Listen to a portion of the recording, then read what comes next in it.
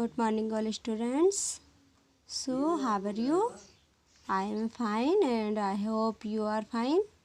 So, how is your study going? I hope you are doing your studies well. So, let's start today class.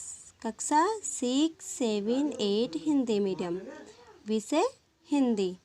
तो बच्चों, आज जो मैं हिंदी में आपको पढ़ाऊंगी वो पढ़ाऊंगी उत्पत्ति के आधार पर जो शब्दों के प्रकार हैं। ठीक है बच्चों, कल जो मैंने आपको पढ़ाया था वो पढ़ाया था मैंने शब्दों का वर्गीकरण। जो शब्दों का वर्गीकरण है वो कितने आधारों पर किया जाता है। तो बच्चों, वो किया जाता था शब्दों का निम्नलिखित 4 आधारों पर वर्गीकरण किया जाता है, जैसे रचना या बनावट के आधार पर। तो बच्चों, कल मैंने आपको रचना या बनावट के आधार पर बताया था। आज मैं आपको नेक्स्ट बताऊंगी उत्पत्ति के आधार पर, जो उत्पत्ति के आधार पर शब्दों का वर्गीकरण किया गया है। ठीक है, तो बच्चों यहाँ पे है उत्पत्ति के आधार पर। ठीक है, तो उत्पत्ति के आधार पर शब्द 4 प्रकार के होते हैं। उत्पत्ति के आधार पर शब्द कितने प्रकार के होते हैं?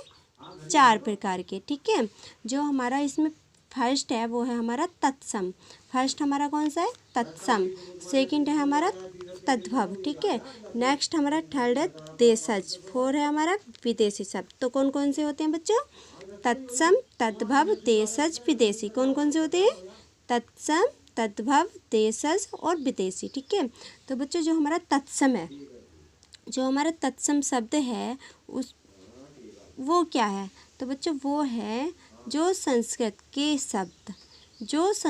के शब्द मूल रूप में हिंदी में प्रयुक्त होते हैं। मतलब जो संस्कृत के शब्द हैं वो हिंदी में प्रयोग किए जाते हैं, वे तत्सम शब्द कहलाते हैं। जैसे सूर्य, सूर्य हमारा संस्कृत का शब्द है। ठीक है, तो वो हिंदी में प्रयोग किया जाता है। सूर्य, मयूर, अग्नि आदि। ठीक है, तो बच्चों ये जो सूर्य, मयूर, अग्नि शब्द हैं ये किसके शब्द हैं? ये हैं तत्सम शब्द के। ठीक है, नेक्स्ट है हमारा तद्भव। तद्भव क्या है? तद्भव क्या है? तद्भव है बच्चों संस्कृत शब्दों से बिगड़कर जो हिंदी के शब्द बने हैं, संस्कृत शब्दों से बिगड़कर जो हिंदी के शब्द बने हैं। ठीक है, वे तद्भव शब्द कहलाते हैं। जैसे सूर्य, सूर्य है हमारा संस्कृत का शब्द। ठीक है बच्चों, सूर्य को हम हिंदी में क्या कहते हैं? सूरज। क्या कहते हैं? सूरज। ठीक है, नेक्स्ट हमारा धृत। धृत जो है यह है संस्कृत का शब्द और इसे हम हिंदी में क्या कहते हैं? घी।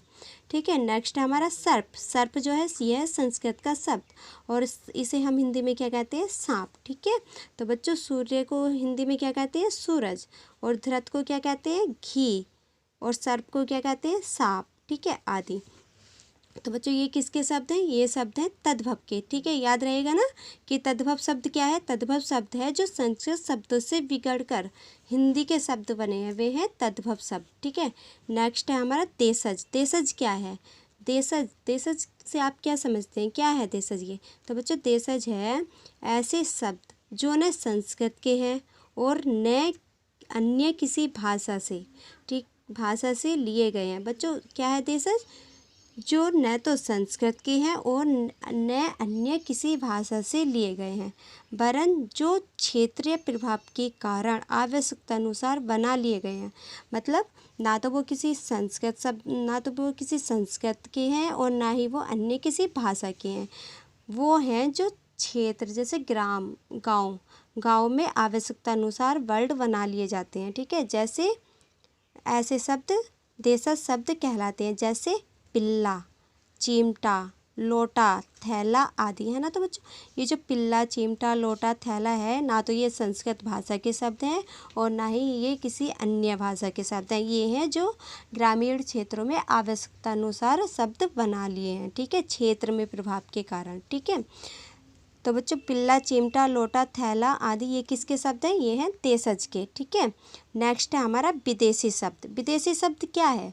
विदेशी शब्द है बच्चों जो विदेशी जातियों के संपर्क में आने के कारण, जो विदेशी जातियों के संपर्क में आने के कारण उनकी भाषा के जो शब्द,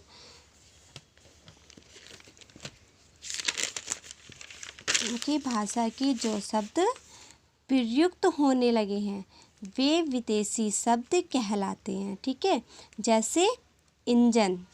ठीक, नेक्स्ट किताब, स्टेशन, टेलीविज़न, आदि, है ना। तो बच्चों ये क्या है, विदेशी शब्द। ये जो विदेशी शब्द हैं ये है विदेशी जातियों के संपर्क में आने के कारण उनकी भाषा के, जो हम जैसे हम विदेशियों के संपर्क में जाते हैं और उनकी जो वर्ड होते हैं वो हम यहाँ पे प्रयोग कर लेते हैं, हिंदी में प्रयोग कर लेते हैं, तो वे विदेशी शब्द कहलाते हैं। जैसे इंजन, तो बच्चों इंजन को इंग्लिश में भी इंजन ही कहते हैं, ठीक है।